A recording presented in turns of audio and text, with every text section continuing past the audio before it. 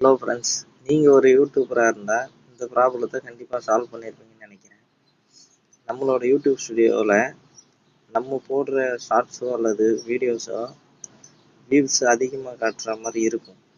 ஆனால் அந்த வியூஸு நம்ம மானிட்டேஷன் பேஜில் பார்த்தீங்கன்னா அப்டேட் ஆகலை. அதுதான் ப்ராப்ளமே. அந்த ப்ராப்ளத்தை எப்படி சால்வ் பண்ணுறதுன்னா, யூடியூபோட ரூல்ஸ் என்னென்னா, பார்த்தீங்கன்னா நம்ம வீடியோஸில் அந்த வீடியோ பர்ஃபார்மன்ஸ்னு இருக்குல்ல, அதை ஓப்பன் பண்ணுங்க. ஒய்டி ஸ்டுடியோவில் ஓப்பன் பண்ணிங்கன்னா அதில் 34K போயிருக்கு.